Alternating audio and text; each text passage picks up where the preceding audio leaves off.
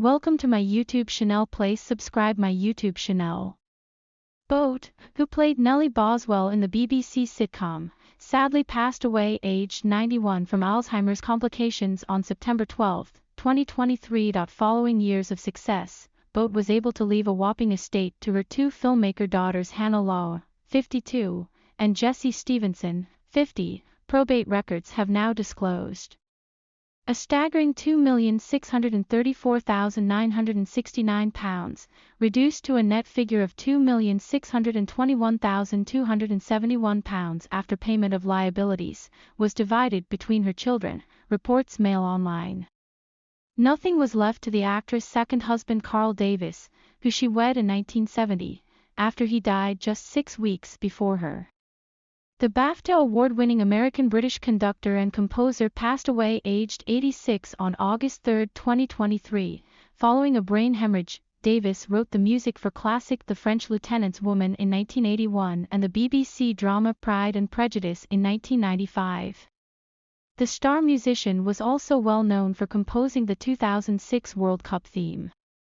Boht won a British Comedy Award for her portrayal of the acid-tongued matriarch Nellie Boswell in the 80s sitcom.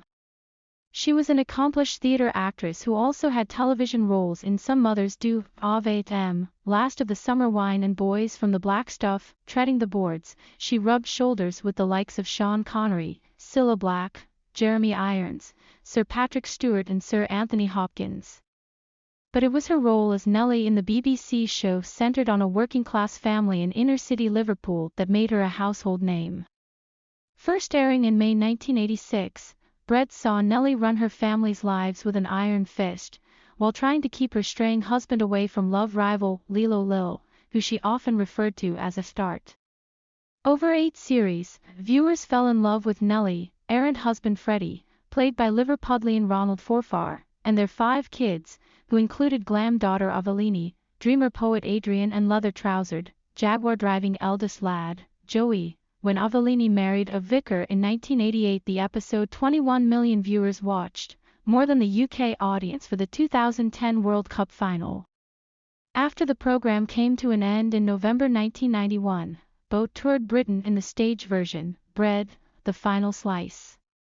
Despite Bread's popularity, Boht said she never tuned in when it aired. She said in 2012, "I never watched it at the time. It's too horrendous for actors to see themselves on screen, so I had no idea what it looked like, but now when I catch it, I am just astounded by how good it was and how very funny.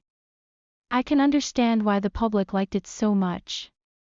But then there were such a lot of lovely shows and characters around then."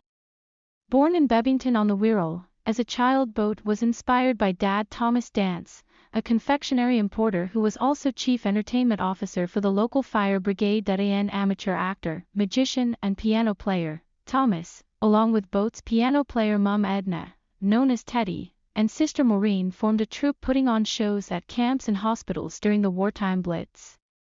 Boht began her stage career as a £1-a-week student at the Liverpool Playhouse and went on to star at the Bristol Old Vic, Royal Court and National Theatre. She married Bill Boht, the boss of the Ritz Cinema and Theatre in Birkenhead, dubbed the Showcase of the North, in 1954, but their marriage crumbled. She later said, "He was a heavy drinker and I thought if I married him I could look after him." Shortly after their official split she married Davis, who worked on the BBC's 1995 adaptation of Pride and Prejudice. The couple have 2 daughters, Hannah and Jessie, and 3 grandchildren.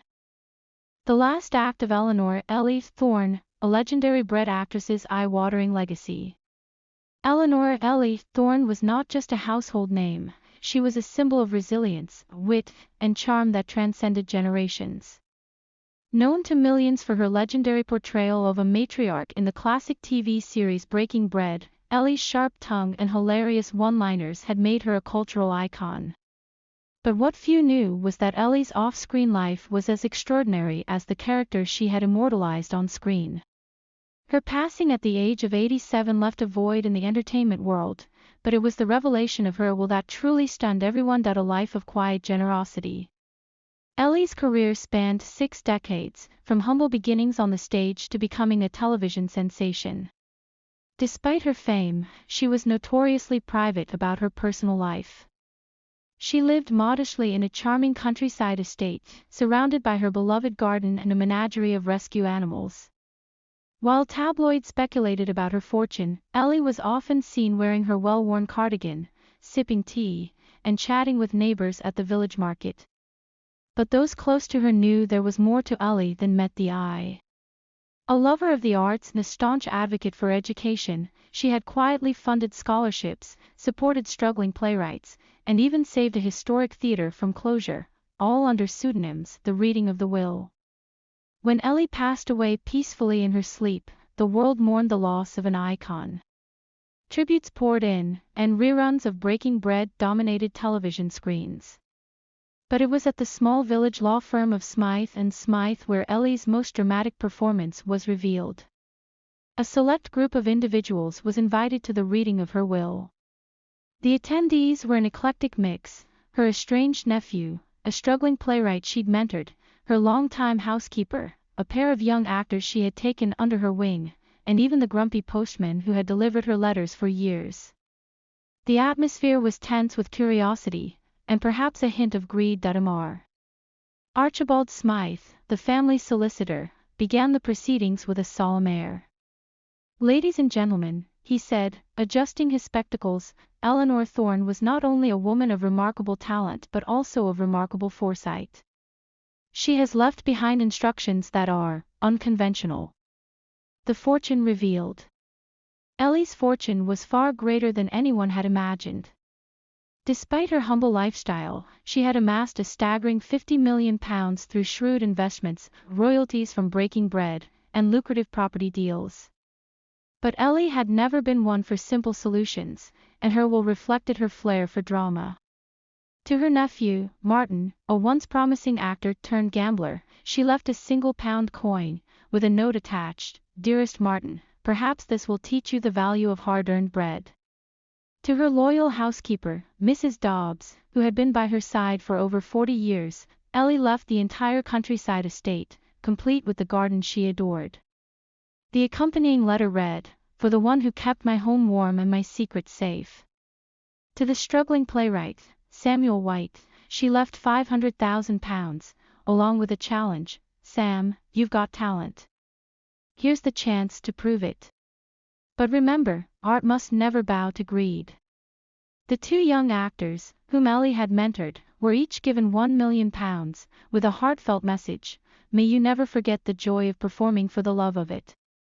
To the postman, Mr. Hargreaves, she left a vintage Aston Martin DB5, saying, "You always said you'd trade your bicycle for a James Bond car. Now you can." The greatest twist.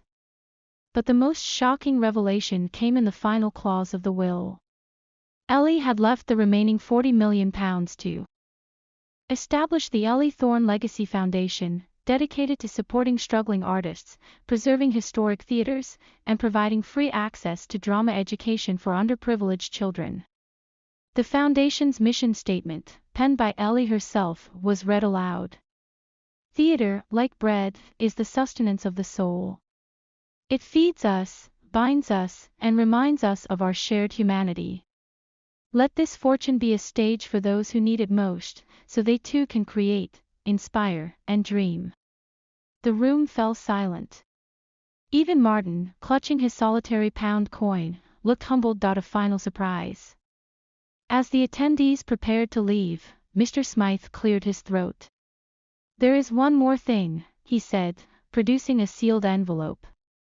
It contained a USB drive with a video message from Ellie herself. In the video, Ellie appeared in her garden, her signature twinkle in her eye. "If you're watching this, it means I've taken my final bow," she began. "Don't be sad. I've had a life full of laughter, love, and a bit of mischief.